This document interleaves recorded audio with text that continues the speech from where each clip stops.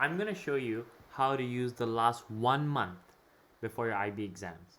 Now, this is very important. You guys have about a month since I'm uploading this video, and this is the one thing that helped me, I think, blow past and skyrocket my IB grades in such a short amount of time and beat out a lot of people in my school in terms of my IB grade.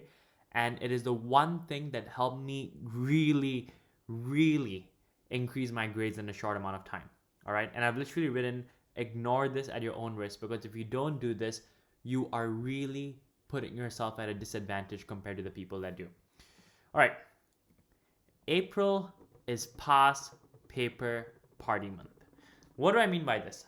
I mean the 1 month before your IB exams, for this time it's April, do a ton of past papers. Doing past papers in the morning, doing past papers in the afternoon, doing past papers at night. Think of it like a huge party. Past papers become your best friend.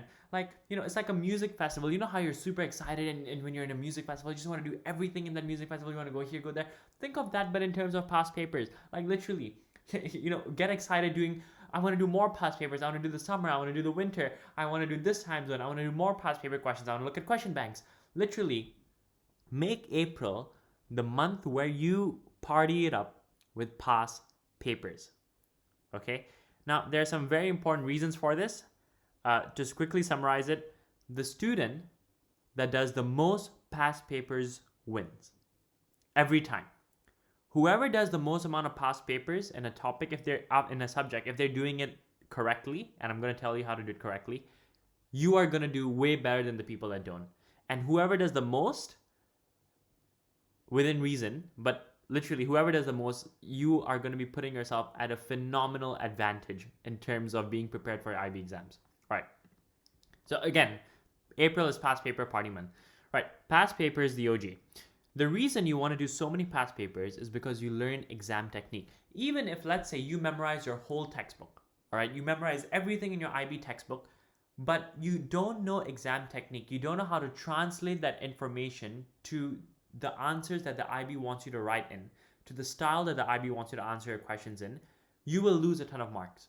For example, when I was in biology, I knew everything that had to do with transcription and translation. I'd attempt a transcription and translation question and I'd get like 2 out of 9 marks. I'd be like, what in the world? I know everything about this topic, but I'm still not getting marks. Turns out I needed to do more past papers. Then I found out that the IB really only wants me to mention specific things here and there, specific enzyme names, specific processes. The moment I learned the exam technique, I learned what the IB really wants me to write, my grades skyrocketed. And it's the same with all my other subjects. So you need to learn exam technique. I don't care if you're in chemistry, maths, physics, biology, economics, business. You need to learn exam technique. And this is what I mean. You have to do past papers topically once you finish a chapter. This is ideal. You don't have to, but I really think this is ideal. Do past papers topically once you finish a chapter. And the reason is you will see themes and patterns in the question. Here's the thing. 80% of the syllabus, or I'd say at least 70% of the syllabus for most IB subjects have stayed the same for the past 7 years. All right. And there's only so many ways the IB can ask the same question on the same topic. So a lot of times what happens, they will ask the same question and they'll just tweak it a bit. And the marking scheme as well just gets tweaked a bit. So if you've done, let's say, a question on automatic stabilizers 5 times, most likely the answers that you have, this is for economics, the answers that they required in the previous mark schemes will translate 80% of the time into the new mark scheme. So supposing we've done 5 questions on automatic stabilizers and you look at all these marks and you're like, hey, this is the same in this question, even though they're different years, you suddenly realize, all right, every time automatic stabilizers come, I need to write this. Every time, if let's say you're in biology, every time transcription and translation comes, I need to write this. Every time this math question comes, let's say in calculus, they always ask it in this certain way. They always ask the question in this way. They always want me to show these steps. They always want me to get the answer using this method. You suddenly learn themes and patterns in these questions. And you only really get that when you do tons of topical past papers, at the same time, at a really, really short amount of time. And so really, just do the questions by topic. It will really, really help you. This is how you improve really fast. And this is very important. You need to only do past papers after you've learned a topic. Okay, don't do them before you've actually learned a topic. The moment you're 80% comfortable with the topic, you don't really have to be 100%. Start doing past papers. You'll get to that 100% when you do your past papers. But the main thing, don't wait till you're fully ready. Just do them. As long as you're 80% comfortable with the topic, start doing past papers on them. All right. And this is a myth that goes around a lot. Don't be afraid to use up past papers. There's no such thing. A lot of people will say, oh, if I do a past paper now, I can't do a past paper later. Let me ask you a question. Do you remember the class tests that you did 2 months ago? Most likely not. You probably don't even remember it. In fact, if I gave you that class test that, let's say, you attempted 6 months ago and I gave it to you right now, you probably would do worse if you haven't revised that topic, even if you knew the questions. And the point is that we forget. And just because you've attempted a past paper in the past doesn't mean you're going to do well in the past paper in the future. How many times have we crash studied for a topic one night before, and then after the test we forget everything, and then if we were to get that test again, we just do horrible? The point is we forget. And in fact, learning and doing more and more past papers is actually a good thing. Imagine you doing so many past papers that the mark scheme is kind of even embedded in your head. Is that really a bad thing? There is no such thing as using up past papers. Do as many past papers as you can. All right. All questions you don't know, and this is very important, save the question and mark scheme in a Google Doc and keep revising it when you're free. So for biology, I do that every time I get a question wrong. I'd put in a Google Doc, and I'm not kidding you. The day of my biology test, I had a bank of questions that I kept on getting wrong. I just reviewed it, and literally a question exactly as one in an old past paper came on my exam, and I basically knew the mark scheme at that point.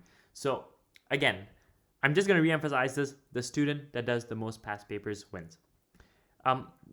So the reason I'm showing you this slide is because I want to tell you how many past papers I did. For biology, I did every past paper until the last syllabus changed. That was about 6 to 7 years of past papers. I did both summer and winter, and even before past paper month, I would do different time zones of the paper. For eco, I did a lot of past papers, and because eco is like an essay-based question and answer, I would write out my answers in bullet form, so I wouldn't do the full essay. And you can do this for English as well. Just write them out in bullet form, show it to your teacher, and say, hey, if I wrote this in a full-fledged essay, what would I get? A lot of time they would not appreciate it because you're probably taking a lot of their time, but this is your IB grade. You kind of have to do what you can to get the best you can. So literally for any type of mark scheme that requires long answer questions, just literally write down the points, just the bullet points, the skeleton of what you would write, and show it to your teacher to correct. And for math, I was honestly really bad at math, but the only way I got really good at maths in the end, I was 6 and I was very close to a 7, is I made topical question banks. And I did as many past paper questions as I could. I even redid questions that I had done earlier. Just kept on doing more and more and more and more. And this is very important. No amount of textbook questions can even compare to doing past paper questions. All right, remember that. No amount of textbook questions, class questions, weird questions that your teacher gets from like weird packets that she has will ever compare to past papers. All right, I'm going to reemphasize this again. The student that does the most past papers wins every time. Guys, April is past paper month. Whenever your IB exam is, just change April to the month before that. Have fun doing past papers. I think you will get really, really high marks. All right, follow me on Instagram at iblikecole. Tips I share on there, tips that I don't share on YouTube. These are the photos that I got. It was all from Pexels, and these are the amazing people that shared those photos. All right, hopefully that helped. See you guys.